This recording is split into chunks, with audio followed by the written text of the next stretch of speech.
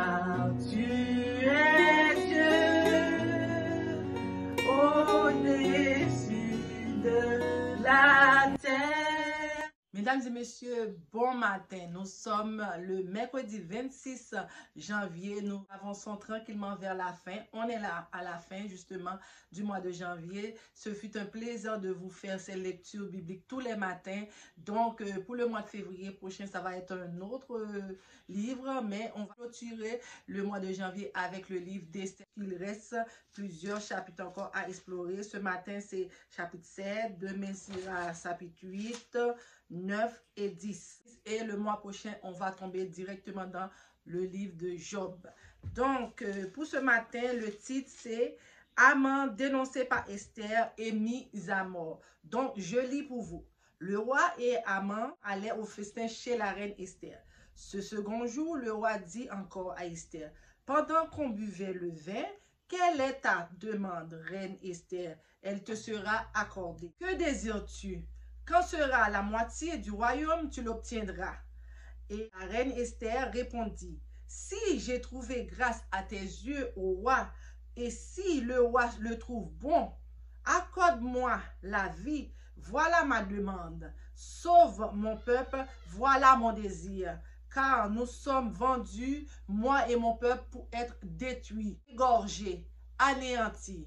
Encore, si nous étions vendus pour devenir esclaves et servantes, je me tairais, mais l'ennemi ne saura compenser le dommage fait au roi. » Le roi d'Asséus prit la parole et dit à la reine Esther, « Qui est-il? Où est-il celui qui se propose d'agir ainsi? » Esther répondit, « L'oppresseur, l'ennemi, c'est Haman, ce méchant-là. » Haman fut saisi de terreur en présence du roi et de la reine. Et le roi, dans sa colère, se leva et quitta le festin pour aller dans le jardin du palais. Haman resta pour demander grâce de la vie à la reine Esther, car il voyait bien que sa perte était arrivée dans l'esprit du roi.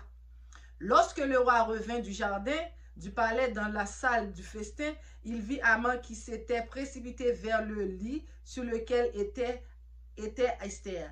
Et il dit, « Serait-ce encore pour faire violence à la reine chez moi dans le palais? » Dès que cette parole fut sortie de la bouche du roi, on voilà le visage d'Haman. Et Abona, l'un des eunuques, dit en présence du roi, « Voici le bois préparé par Haman pour Mardochée, qui a parlé pour le bien du roi, est dressé dans la maison d'Haman à une hauteur de 50 coudées. » Le roi dit, « Qu'on y pende Haman. » Et l'on pendit Haman au bois qu'il avait préparé pour Mardochée, et la colère du roi s'apaisa. Alléluia, alléluia. J'aime ce passage, vraiment.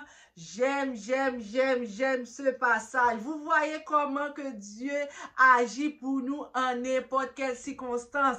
Il suffit seulement croire en lui et il agira. Il dit, aucun branche de tes cheveux ne sera arraché si je ne donne pas l'ordre, et il ne donnera jamais l'ordre. Vous voyez, et l'ennemi voulait s'en prendre au peuple, mais Dieu était là pour les guider, pour les sauver du terrible drame qui se préparait contre eux. Si vous faites confiance à Dieu, Dieu est toujours là pour vous délivrer dans le malheur, dans les détresses, dans les problèmes où vous êtes. Donc, faites confiance à Dieu et vous allez voir comment il va agir pour vous en toutes circonstances, parce qu'il est un Dieu de circonstances. Il est un Dieu omniprésent. Il est un Dieu alpha et l'oméga, le commencement et la fin. Il était le même Dieu hier, aujourd'hui et éternellement. Donc, faites confiance à Dieu et il va prendre contrôle de votre vie, contrôle de la situation qui vous domine. Comme ce matin, je lisais un pensée, aucun problème n'est plus lourd que les Seigneurs. Vous pensez que le problème est plus fort, mais Dieu est le plus fort au-dessus de ce problème-là, parce que Dieu est le Tout-Puissant. Sans lui, nul ne peut agir, parce que lui, il est bon, le Dieu Tout-Puissant. Croyez, craignez Dieu, vous allez voir comment votre vie va être douce, comment votre vie va être une vie paisible, parce que Dieu est au contrôle, est au centre de votre vie. Donc, croire qu'il peut agir pour vous et vous allez voir sa grâce, sa lumière briller sur votre vie tous les jours de votre vie jusqu'à la fin.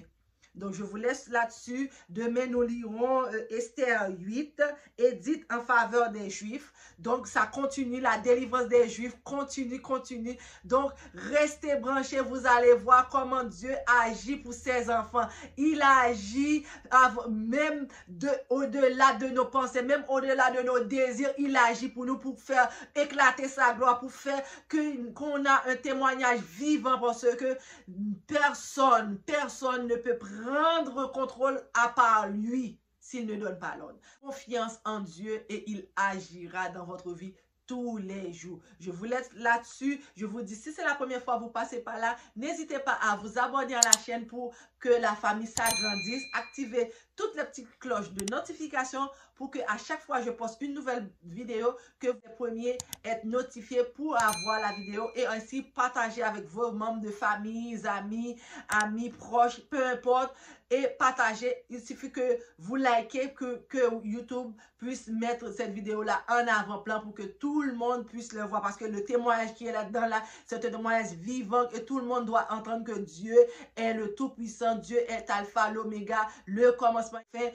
Il est le Tout-Puissant, il va venir bientôt, donc rentrez dans le rang. Je vous laisse là-dessus, je vous fais de gros bisous. Car tu es